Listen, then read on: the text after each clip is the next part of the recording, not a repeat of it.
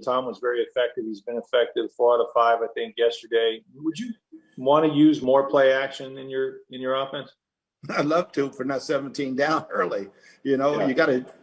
The nice thing about this one, we stayed with the game plan, Right, and clawed back in it. And you know, I look at the game and 3 possessions offensively, kicking a field goal on the first drive when we got first and goal on the 5. We got 3, right. but 7 was huge. And then the 2 scoring opportunities. If we just get field goals, you know, that's 6 points that makes a difference. And we turn it over. To me, those were the drives offensively that were really important.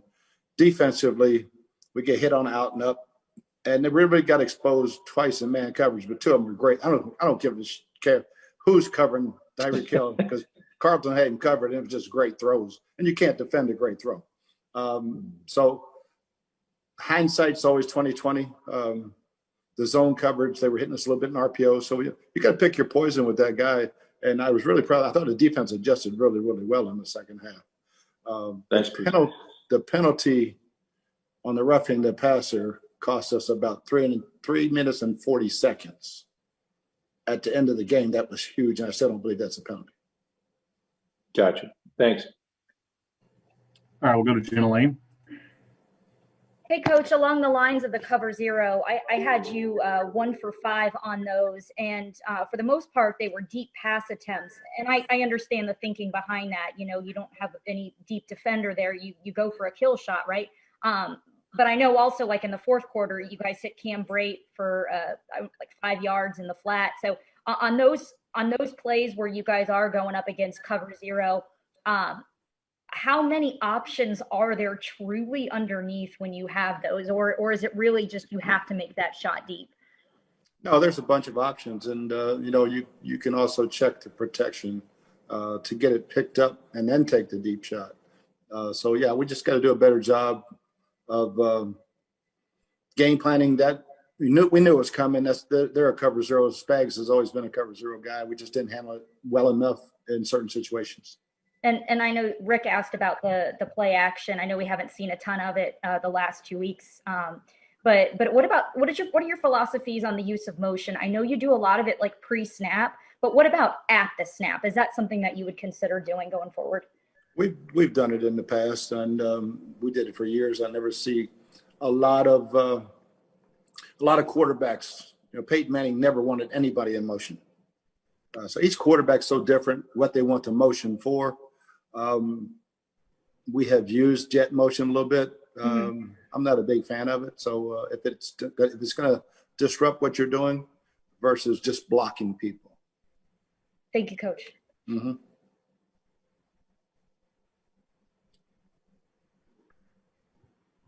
All right, we're going to go over to Ira Kaufman. Bruce, the run defense has been fabulous all season, consistent, 12 games. But the pass defense, Bruce, in this little tailspin, it's not playing up to the standards, of the first half of the season. What's going on there? Do you need a better pass rush or better coverage? I think it's that combination. We got to cover tighter, and we got to get home faster. We can't let a guy in man coverage have 3.7, 3.8 seconds to throw a ball. It's got to come out in 3 or less, and we can cover for 10 or 12 yards, but we're going to give him that much time. Again, Patrick is an unbelievable guy, and he just keeps backpedaling. He was backpedaling to his left for about, 9.5 yards and throws a dime. So we don't see him every week. But, yeah, I think tighter coverage. Against the Rams, it was tighter coverage.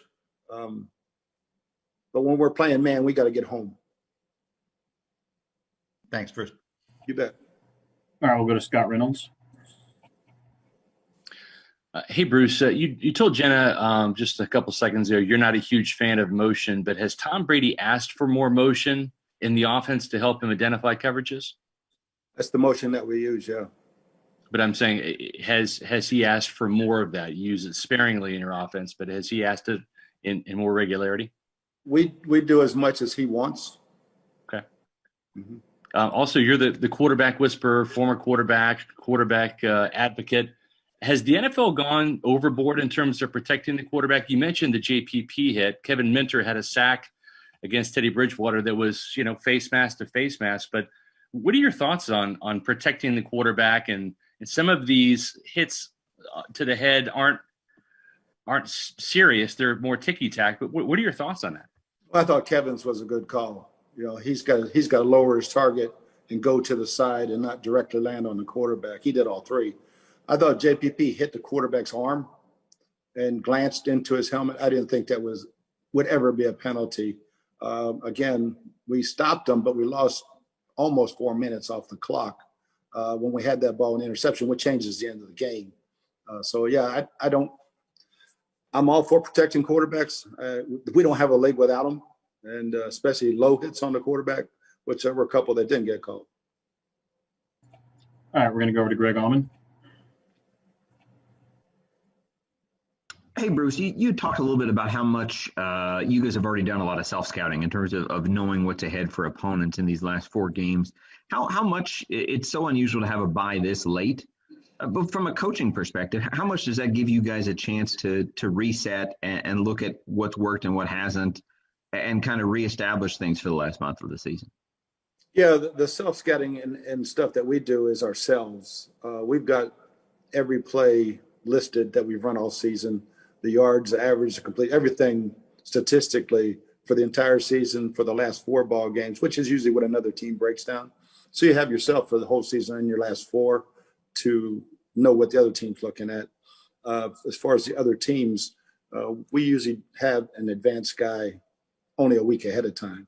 So we've already got something on the Vikings, and we'll have something on the Falcons before we play them. So, but again, it's more about us, our tendencies, our pluses, our minuses, where we've been successful and where we haven't been. You talked about the rush not getting home fast enough, but this is 2 weeks in a row where the opposing quarterback has been able to complete like 80% against you in the first half. And obviously the defense kind of figures things out and clamps down. Why do you think it's slow to get to that effective level of defense? I think the first 15 plays, everybody's scripted their best first 15. We got to do a better job of coming out and matching that speed. So in the Rams game, it was all quick passes and screens. They did a good job of audibling when we showed man-to-man bump and run to hit a couple screens. The rest were just short routes that we didn't make the tackle. This was, not getting fast enough home for a guy to run it out and up and have a safety closer to help. But yeah, we have to start games faster defensively. And that was a big emphasis all week and even the night before the game in talking to us. And same thing offensively. We've got to convert those early third downs and get scores like we did early in the season. Okay, we're going to go to Steve Isbitz. Coach, on the roughing the passer, are you seeing that Mahomes follow through, knock JPP's arm into his face? And if that's a penalty, is that something that needs to be a rule change? I thought he hit the arm and the arm came over to the top of his helmet. By exact rule, it's supposed to be a forcible blow. I didn't think it was a forcible blow. Got it. And Carlton Davis, you seem to lose a little bit of confidence during the game before the late pass breakup. Is that something that you saw in his play, and is that something that you worry about going forward? No, I think Carlton's he had a tough assignment when we were playing man. He knew it. Like I said, he got beat on a couple of really good throws and a double move. But I don't think he'll ever lose any confidence. He's one of those guys that goes to the next play. All right, we have time for a few more. We're going to go with one with JP Peterson and then one with Kalen Kaler. Hey, Bruce. Obviously, Rojo, spectacular touchdown yesterday, but he only got 10 touches. Between him and Fournette, just looking at the tape, Rojo just looks so much more explosive. He's making guys miss. Does he need to get more touches in this offense? I don't think there's any doubt when we don't have to be in 2 minutes for an entire quarter. When you're down 3 scores, then you got to put your best pass catcher in the ball game. And Rowe made a nice catch and run. I think he's getting some more confidence back that we can use him more in the passing game. But no, Leonard has been the guy in third down and nickel. So once you go 2 minutes But for sure, if everything's equal, we're not down 17 and then fighting back. He needs to have 20 touches. All right, our final two are going to be Scott Reynolds, then Kalen Kaler. Hey, Bruce. So with 6 days off, I just wanted to ask you how you and your staff are going to be using the bye week. I know the players have the time off. How much time will the coaches have off versus how you guys are going to be meeting at the facility or via Zoom? Yeah, we're not allowed in the facilities today and tomorrow. League rules have us out of the facility for the virus.